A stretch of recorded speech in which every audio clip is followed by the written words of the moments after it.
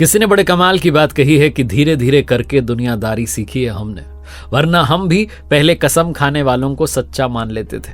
नमस्ते, मैं हूं आरजे कार्तिक। एक राजा की कहानी है जो बड़ा ही दिव्य राजा था, जिसके बारे में प्रजा कहती थी कि हमारा बड़ा ख्याल रखते हैं, और उसके मंत्री कहते थे कि राजा जी को जो सपना आता है वो सच हो जाता है। तो एक दिन राजा ने सुबह सुबह सपना देखा। उसको स्वप्न में आया कि एक महात्मा जी उससे बातचीत करने के लिए आए हैं, उसके महल में पधारे हैं, और वो महात्मा जी राजा को बताते हैं कि राजा, कल शाम में एक सर्प आएगा, आपको डसेगा और आपकी मृत्यु हो जाएगी। विषैला सांप है, वो अपने पूर्व जन्म का बदला आपसे लेना चाहता है। तो राजा ने पूछा कि वो कहाँ रहता है, थोड़ा बताइए। तो महात्मा जी ने बताया कि आपके राजमहल के बाहर ही जो बड़ा सा वृक्ष है, वहीं नीचे बिल में वो रहता है।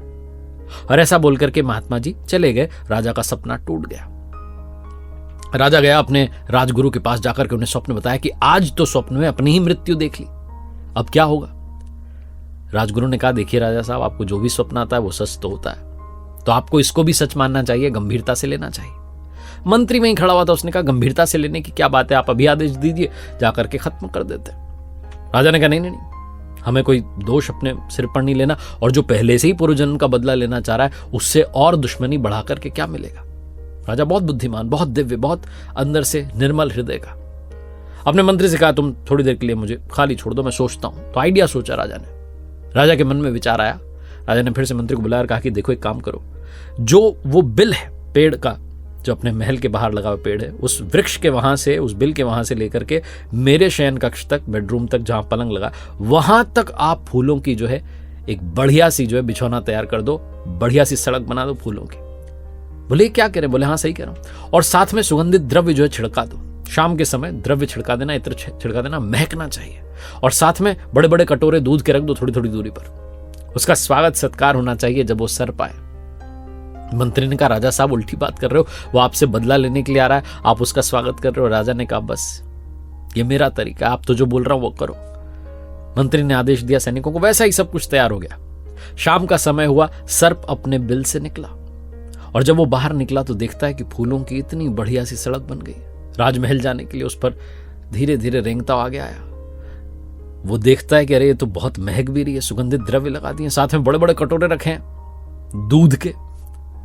सर्प बड़ा प्रसन्न हो रहा था, लेकिन अंदर ही अंदर वो क्रोध का भाव तो था कि बदला तो लेना है। लेकिन जैसे जैसे आगे बढ़ रहा था, वो देख रहा था कि सैनिक भी उसे परेशान नहीं कर रहे। सब सैनिक अपनी अपनी जगह पर खड़े हैं। ऐसा लग रहा है जैसे उसका स्वागत हो रहा है, सत्कार हो रहा है, कोई बाहर से विशेष अतिथि पधारे। सर्प जैसे जैसे उस राजमहल में अंदर प्रवेश करता गया, राजा के शयन कक्ष की तरफ बढ़ता गया, उसके क्रोध के भाव कम होते गए, गुस्सा गायब होता जा रहा था, प्रसन्नता चेहरे पर आ रही थी, निर्मलता आ रही थी। ऐसा लग रहा था कि सब अच्छा हो रहा है। और राजा के शयन कक्ष में जब वो प्रवेश करता है सर्प और पहुंचता है पलंग के पास, तो सारा गुस्सा गायब हो जाता है। राजा को देखते ही कहता है कि राजा साहब, वैसे तो मैं डसने आया था, मारने आया था, पुराने जन्म का बदला आज पूरा करने आया था, लेकिन आपने तो इतना सत्कार कर दिया। राजा ने कहा, मुझे पता था कि आप आने वाले हो। सर्प ने कहा, कैसे पता? बोले, मुझे स्वप्न आया था, मुझे स्वप्न आते हैं वो सच होते हैं। महात्मा जी ने बताया तो बिल्कुल सच बात थी, स्वप्न में महात्मा दिखे, इसलिए मैंने आपका स्वागत किया। सर्प ने कहा, आपने मेरा स्वागत क्यों किया? जब आपको पता ही था कि मैं आ रहा हूं मारने के लिए, तो आने देते। ये कौन सा तरीका? आप मुझे मार सकते थे, अपनी आत्मरक्षा कर सकते थे। राजा ने कहा, नहीं, ये मेरा तरीका है। मुझे लगा कि आप आखिरी बार मुझसे मिलने आ रहे हैं, और वैसे भी पुराने जन्म का बदला लेने आ रहे हैं, अब नई दुश्मनी मोल क्यों लेनी? बदला बराबर हो जाने देते हैं, और जब आ रहे हैं तो आपका स्वागत सत्कार होना चाहिए, इसलिए मैंने इतनी बढ़िया व्यवस्था की।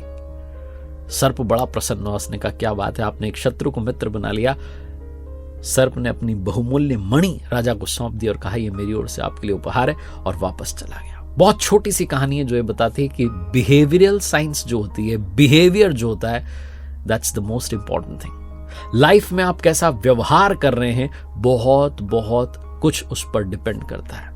आपका व्यवहार आपको किसी का दोस्त बना सकता है, किसी का दुश्मन बना सकता है, और लाइफ में अगर आपने अपना व्यवहार सुधार लिया तो बस चीजें बदल जाती हैं। बहुत सारे लोग आपने देखे होंगे जिनके पास कुछ नहीं होता फिर भी मजे में रहते हैं, सबसे अच्छे से बात करते हैं। कुछ ऐसे भी जिनके पास सब कुछ है फिर भी वो जो है लोगों से रूड होकर बात करते हैं, फ्रस्ट्रेट होकर बात करते हैं, इरिटेटेड रहते हैं। तो अंदर का व्यवहार सुधार लीजिए, बाहर की सृष्टि बदल जाएगी। एक बार फिर से वही बात, कर दिखाओ कुछ जैसा कि दुनिया करना चाहे आपके जैसा। याद रखिए, मेरी पहली किताब हिंदी में जो अवेलेबल थी, कर दिखाओ कुछ जैसा, अब अंग्रेजी में भी है। It's available in English. इसका टाइटल है do something that matters. You can order it from Amazon और फ्लिपकार्ट। साथ ही मेरी वेबसाइट rjkartik.in, जहां से आप कुछ कोर्सेज हैं अवेल कर सकते हैं।